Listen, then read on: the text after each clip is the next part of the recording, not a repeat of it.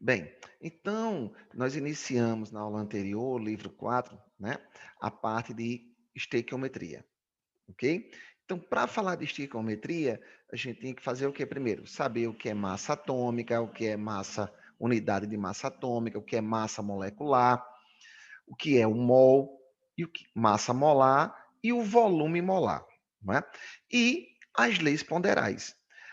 Trabalhar com estequiometria nada mais é do que você relacionar as leis ponderais com esses conceitos em uma equação química, tá? Então, alguns passos nos favorecem, nos ajudam para que a gente resolva questões de estequiometria com mais propriedade, tá certo? Então, a primeira coisa é a gente ter a habilidade de escrever a equação química da qual o enunciado se refere. Na maioria dos exercícios, ele já fornece a equação química, tá? Mas tem situações em que a gente precisa, tá, ter a habilidade de escrever a equação química. Escrever a equação química, o segundo passo é balancear. E aí a gente usa novamente, a gente usa a primeira lei ponderal, lei da conservação das massas, né? Que a quantidade de matéria do produto tem que ser igual à quantidade de matéria dos reagentes, tá? Tem muitos casos em que ele já fornece a equação e já balanceada, tá certo? Depois, aí sim, aí não tem jeito, aí você vai ter que ir analisando o enunciado, verificar quais são as substâncias, tá? Da equação química que ele quer que a gente relacione. Pode ser um reagente com um produto, pode ser um reagente com outro reagente, um produto com outro produto, tá? E por último, ver o que ele está relacionando. Se é massa com massa, se é mol com mol, se é volume com volume, se é mol com massa, se é mol com volume. Quem vai nos dizer que tipo de relação é essa? É o enunciado, tá? E, terminando, estabelecer uma regra de três, tá? Estabelecer uma regra de três e você termina o exercício.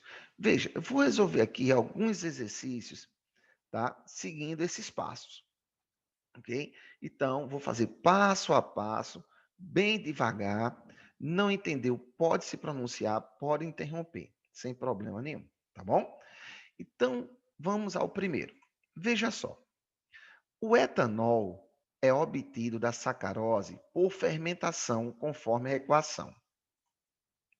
Determine a massa de etanol obtida pela fermentação de 171 gramas de sacarose. As massas molares da sacarose e do etanol são, respectivamente, 342 gramas e 46 gramas. Bom, bem, aqui, outra coisa que é necessário que eu saiba é que numa equação química, reagente é consumido, produto é formado. Então, quando ele diz assim, o etanol é obtido, eu já sei que o etanol está em que posição? Reagente ou produto? Se ele está sendo obtido, ele é produto, tá? Certo? Por fermentação, conforme a equação. Aí, determina a massa de etanol obtida pela fermentação dessa quantidade de sacarose. Ou seja, a sacarose vai estar onde? Reagente o produto. Se eu estou partindo da sacarose para obter etanol, então a sacarose é um dos reagentes, tá? Então aqui, nos reagentes, vamos identificar quem é a sacarose. Ora, H2O eu sei que é água. Lembre-se, antes da setinha, as substâncias são os reagentes. Depois da setinha, as substâncias são os produtos. Então, eu tenho aqui água, H2O é água, então o outro reagente só pode ser a sacarose, não é? No produto, eu tenho dióxido de carbono, que é o CO2, então, consequentemente, esta outra substância é o etanol. A relação aqui que ele quer que a gente faça, ó, é sacarose, vou colocar aqui em destaque, e etanol, que eu vou colocar aqui em destaque. O que entre essas substâncias? Ó, determina a massa de etanol, então é massa de etanol, 171 gramas de sacarose. Gramas também é unidade de massa. Então, vai ser massa, tá? Massa de sacarose com massa de etanol. Então, veja, ele já forneceu para nós a equação, tá? A gente consegue visualizar que a equação está balanceada. Como é que eu verifico isso? Ora, vou verificar se a quantidade de átomos de cada elemento entre reagentes e produtos são iguais. Então, veja, carbono. Quantos carbonos eu tenho aqui no reagente? 12. Eu tenho que ter 12 carbonos no produto. Então, eu tenho 4 mols de etanol, né? Então, aqui eu vou ter, ó, no etanol eu tenho 2 carbonos, como eu tenho 4 mols, vou ter 8. 8 mais 4 aqui, 12. Né? 22 com mais 2 aqui dá 24 hidrogênios. Então, ó, não é isso? Não é isso? Pronto. E aí você vai verificando, ó. 4 aqui, ó, 4 vezes 5, 20. Mais 2 aqui, né? Ó, mais 4, ó. Isso aqui não é vezes 4. Veja que eu tenho hidrogênio aqui também na hidroxila. Então, 4 vezes 5, 20. 4 vezes 1, 4. 24, tá ok. Tá? Então, esta equação está balanceada. Bom, então a equação está balanceada. Identificamos quais são as substâncias envolvidas, no caso é sacarose e etanol, e o que dessas substâncias? Massa com massa, tá? Bom, agora vamos efetuar uma regra de 3, tá? Então veja que aqui nessa relação nós temos 1 mol, quando o coeficiente ali não aparece é porque é 1. Então nós temos 1 mol de aqui, ó. 1 mol de sacarose, tá? Para 4 mols de etanol. Então, vou colocar logo a relação, tá? Massa com massa. Nós sabemos que 1 mol de sacarose tem que massa? 342 gramas. Então, 342 gramas. Para a gente não estar perdendo tempo, tá bom? Pois eu tiro esse negrito aí. Tá? Vai produzir que massa de etanol? Ora, 1 mol de etanol tem massa 46 gramas. Só que eu tenho quantos mols de etanol? 4. Tá? Pronto. Aí ele quer saber agora, ó, se eu vou obter, se eu estou consumindo 171 gramas de sacarose, qual vai ser a massa de etanol obtida? Bom, alguém já fez a continha aí?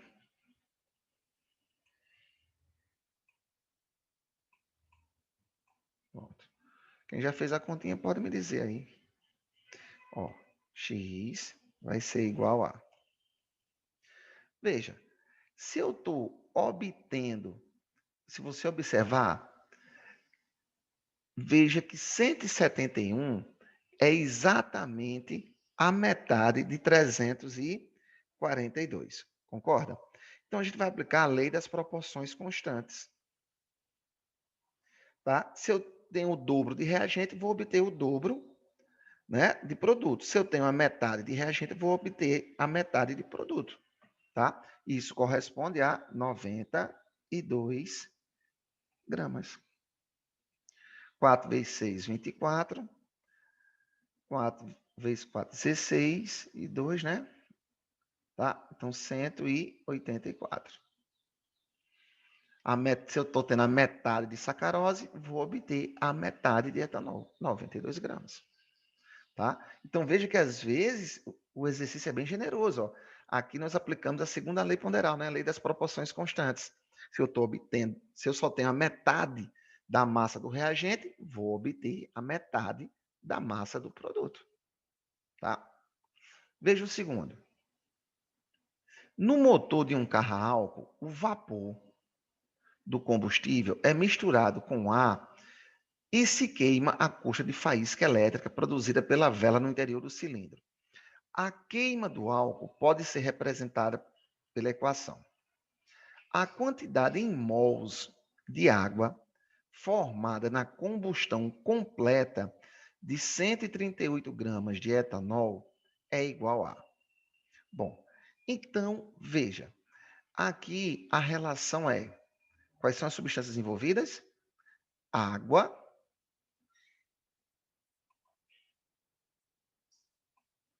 água com a queima de quê? De etanol. Quem é o etanol aqui?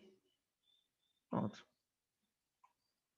Depois, o que dessas substâncias? Massa, que 138 gramas, gramas é a unidade de massa. Então, vamos estar aqui em cima. Ó. Massa de etanol com a quantidade de quê? De água. Mols de água. Então, a relação aqui é massa, mol. Tá? Então, observe que nessa equação, 1 mol de etanol produz 3 mols de água. Mas 1 mol de etanol tem que massa? 46 gramas. Então, vamos fazer essa regrinha aí de 3. Ó. Vou fazer aqui. Ó. Não é isso? 46, né? Pronto. Então, 46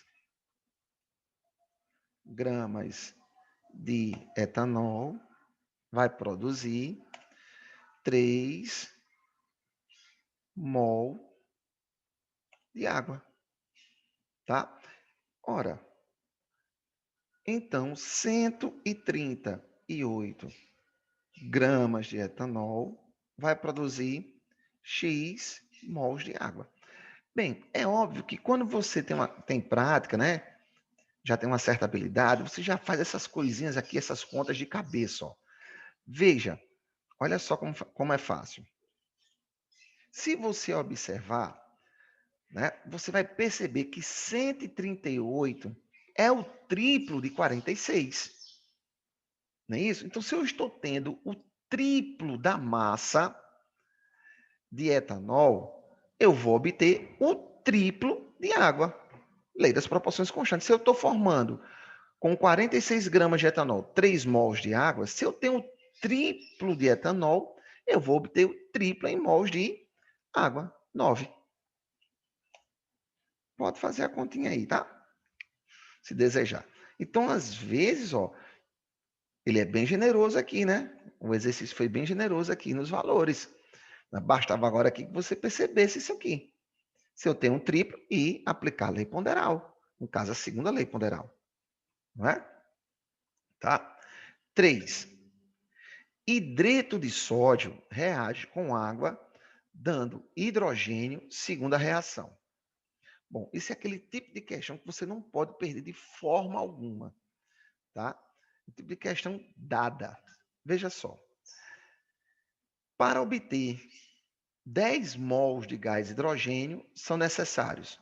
Ora, veja que as proporções estequiométricas nessa equação é 1 para 1 para 1 para 1.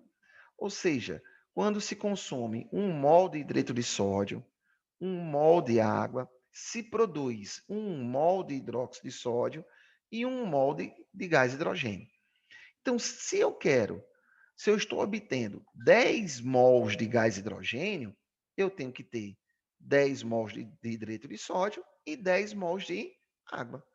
A proporção é de 1 para 1. Para cada 1 mol de reagente, se forma 1 mol de produto. Então, se eu estou obtendo 10 mols de hidrogênio, eu preciso de 10 mols de água. Proporção de 1 para 1. Não pode perder uma questão dessa, né? 4. A alternativa que indica a massa em gramas de óxido de alumínio obtida pela reação de 13,5 gramas de alumínio com oxigênio é. Bom, então as substâncias que o enunciado quer que a gente relacione é alumínio com óxido de alumínio. Certo? E aqui embaixo ele forneceu as massas atômicas. Tá? O que entre eles? Ora, a alternativa massa de óxido de alumínio e 13,5 gramas é massa de alumínio. Então, a relação aqui é massa-massa.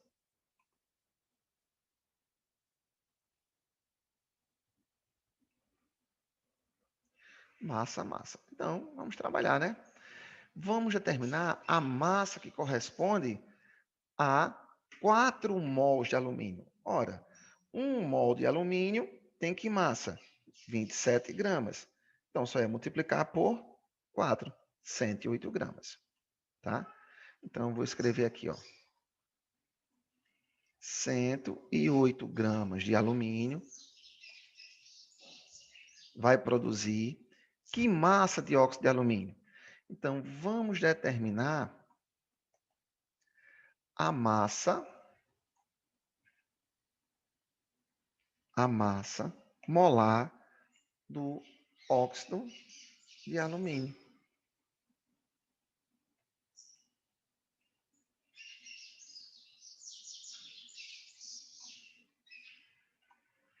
Isso vai ser igual a... Baixa, a massa molar é a massa molecular expressa em gramas. Então, isso vai ser igual a massa do alumínio, que é 27, vezes 2, mais a massa do oxigênio, que é 16 vezes 3. Tá? Então, vai dar 54 mais 48, não é isso?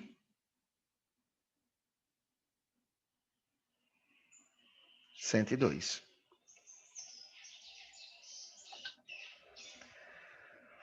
Ok? Bom, então, 1 mol de óxido de alumínio produz 102 gramas. Só que nesta reação, nós estamos obtendo o quê? 2 mols de óxido de alumínio. Então, 2 mols de óxido de alumínio vai ter que massa? 204 gramas. Não é? Pronto. Então, agora, eu quero saber, tá? A massa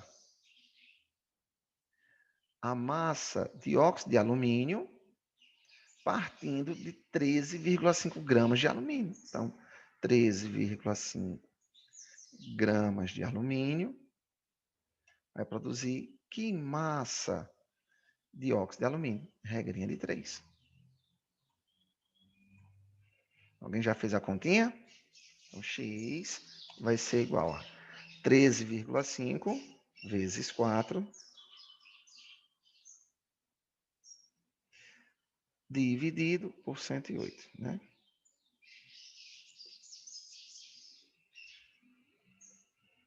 Peraí, foi o que eu fiz aqui, fiz besteira aqui. Então, 13,5 vezes 204 dividido por 108. 25,5.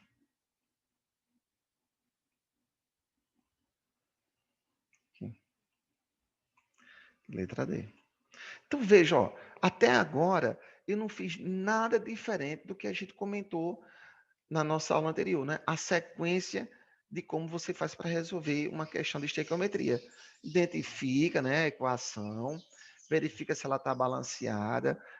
Ela estando balanceada, você, no enunciado, veja quais são as substâncias que ele quer que a gente relacione, o que ele está querendo que a gente relacione dessas substâncias, né?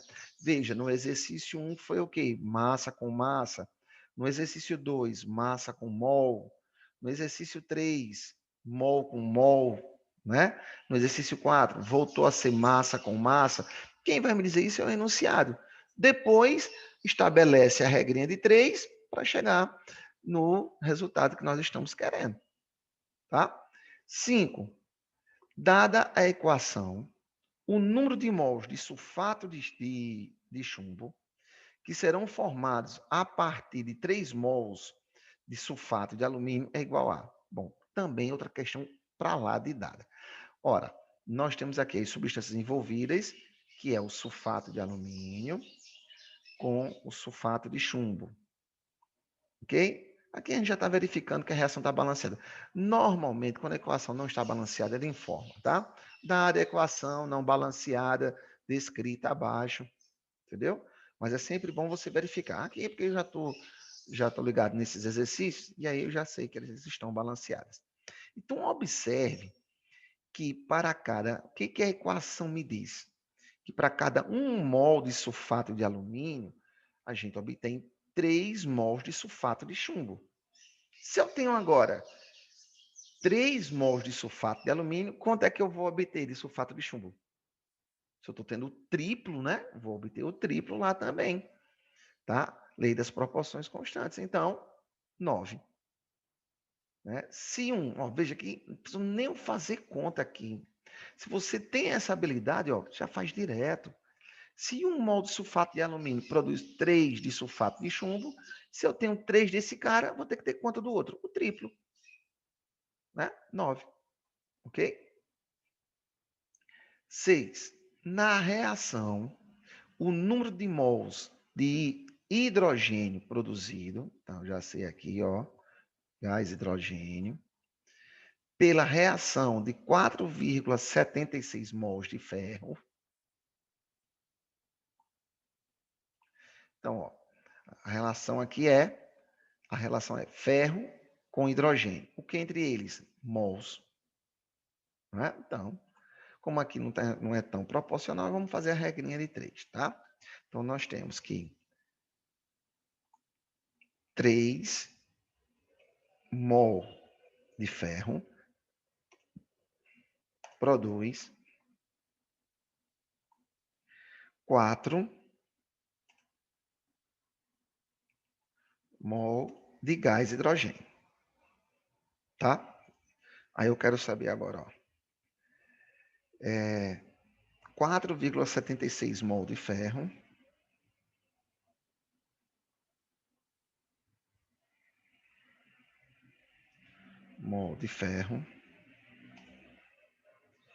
vai produzir X mols de gás hidrogênio. Pronto.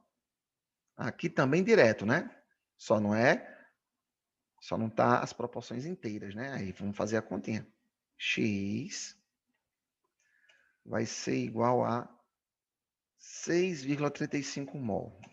Eu estou fazendo aqui aproximado, né? 3, 4, né? 4,76 vai passar um pouquinho, né? Tá? Vamos ver se é isso mesmo. Vamos lá. Então, vai ficar 4,76 dividido por 3. 6,35. Alternativa A. 6,35 mol. Pode conferir aí, tá? Às vezes eu erro aqui as continhas, mas você pode conferir. 7. Veja, depois que você vai resolvendo os exercícios, acabou-se, tá vendo? Vê como é fácil?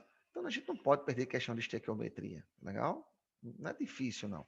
Tem que seguir esses passinhos. 7. O método mais usado em laboratório para obtenção de cloro é através da oxidação do ácido clorídrico com permanganato de potássio. A equação abaixo representa a reação que ocorre nesse método. Para se obterem 10 mols de cloro, então, vamos logo aqui identificar a substância, né? Cloro é Cl2. São necessários. Bom, veja, nesta equação, nós estamos obtendo 5 mols de cloro. Para obter 10 mols de cloro, eu estou querendo o dobro. Então, eu tenho que ter o dobro de permanganato e o dobro de ácido clorídrico. Se eu não tiver o dobro dos dois, eu não vou obter o dobro do produto. Beleza? Nesse caso aqui, indicado é o gás cloro. Tá certo? Então, lei das proporções constantes. Não precisou nem fazer conta regra de 3, nada. Só saber a definição. Então, eu vou ter que ter 4 mols de permanganato de potássio e 32 mols de ácido clorídrico. A alternativa é.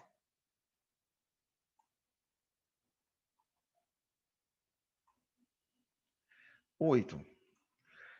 Quantos mols de ácido clorídrico são necessários para neutralizar 0,0 25 mols de hidróxido de cálcio. Ora, observe, tá? Que a relação agora aqui vai ser quem? Ácido clorídrico, que é o HCl, com hidróxido de cálcio. Veja que ele agora está relacionando o quê? Dois reagentes. Observe que a proporção aqui é de, para cada 1 mol de hidróxido de cálcio, a gente vai obter 2 mols de ácido clorídrico. A proporção aqui é de 1 para 2. Ora, não é? Então, veja, se eu estou tendo aqui reagindo 0,25 mols desse camarada, eu tenho que ter o dobro disso, né, de HCl. Olha, quanto é o dobro de 0,25? 0,50. Tá? Veja, novamente, ó, não precisou fazer nada, só saber estabelecer as relações. Tá? E aqui, como é proporcional, né, para cada 1 de hidróxido de cálcio, eu preciso de 2 mols de HCl, a proporção é de 1 para 2. Não é? Para cada quantidade de hidróxido de cálcio, para que a reação ocorra, eu preciso do dobro de HCl. Tá? Então, 0,25, o dobro de 0,25 é 0,50.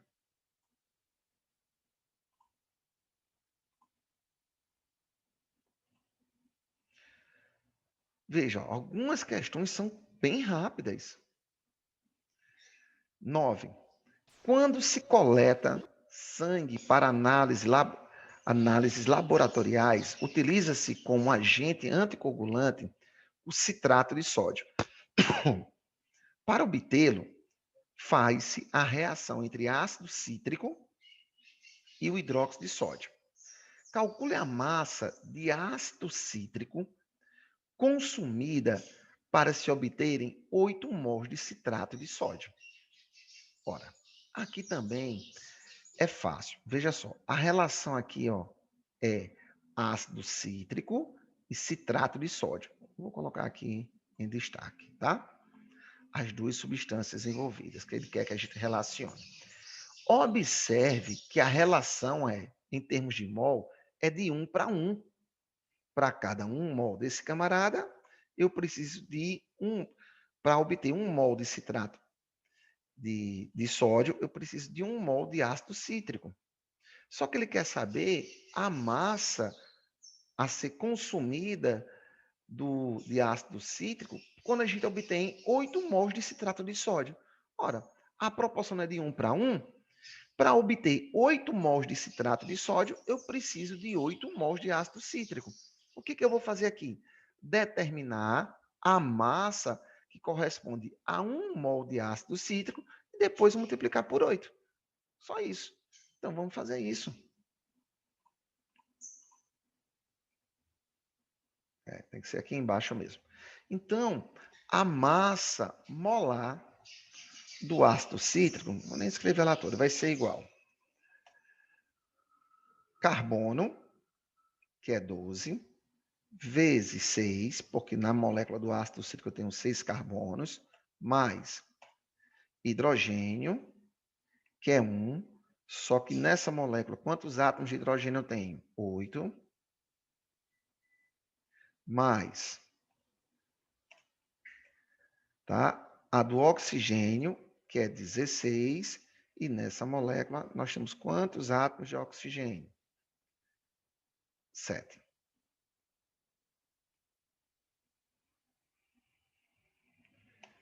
Então vai ficar 6 vezes 2, 12. Vai dar, isso aqui vai ser igual a 72 mais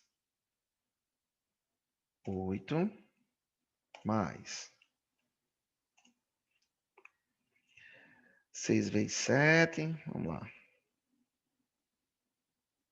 112. E agora é somar, né? Então vai ficar 112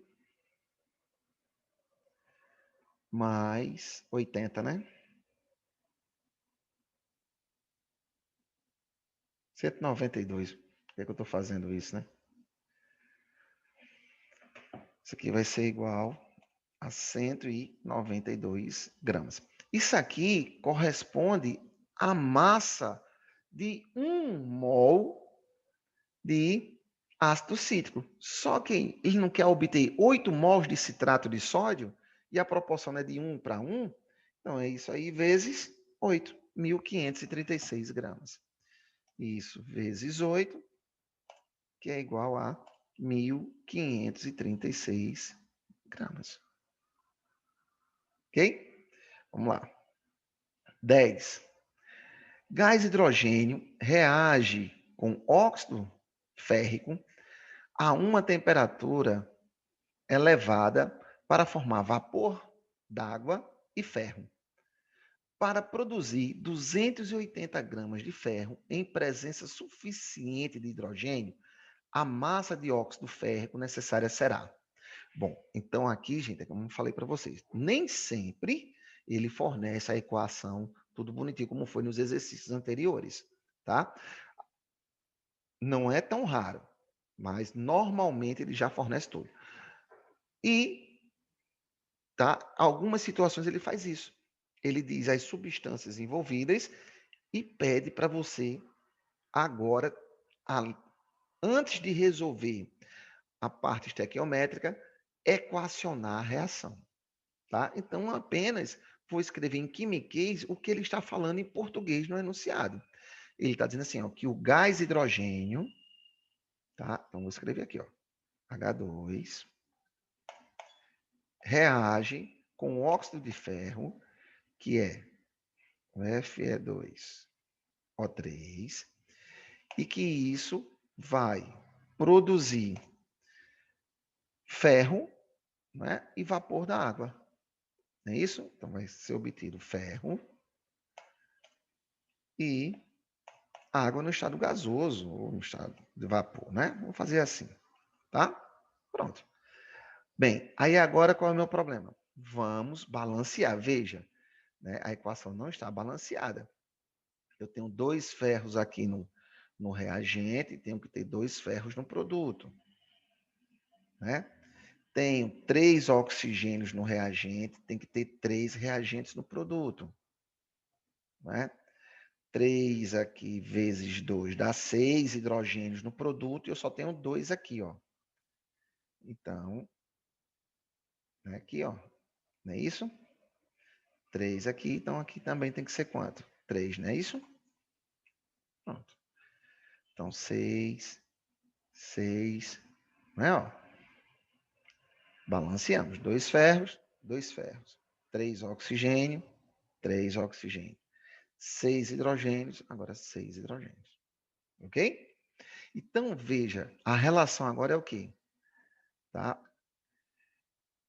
Para produzir 280 gramas de ferro, vamos lá, ferro,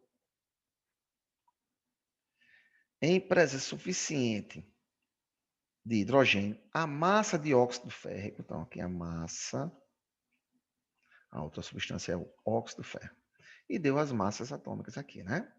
Então, a relação aqui vai ser o quê? Massa com massa. Deixa eu... Isso. A relação aqui vai ser massa e massa também.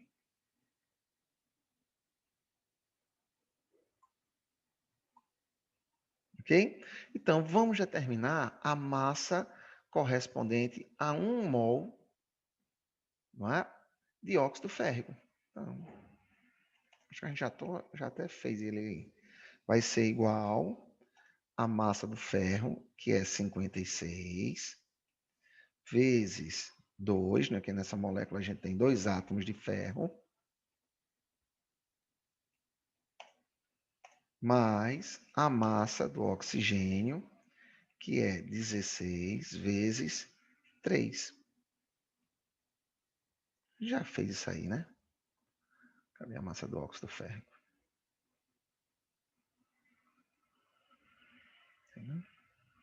Tá aqui, ó. Não é óxido de alumínio ali. Poxa. Confundi. Vamos lá. Então, isso aqui vai ser igual a 56 vezes 2 dá 112. 160, né? Eu fiz aqui, ó. 112 mais 48, 160. Tá? Então, 160 gramas. certo? Então, 160 gramas.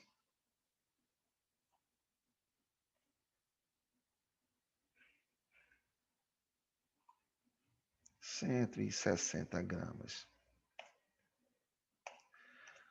Vai produzir 112 gramas de ferro. Quero saber a massa de óxido férrico. 280 gramas de ferro. Aí, regra de 3, né? Não é isso mesmo? Para produzir 280 gramas de ferro, tá? Qual a massa de óxido de ferro? Então, vai ficar, vamos lá, 280, que multiplica 160, dividido por 112. 400. Então, X igual a 400 gramas. Ok? Pronto. Viu aí como é fácil?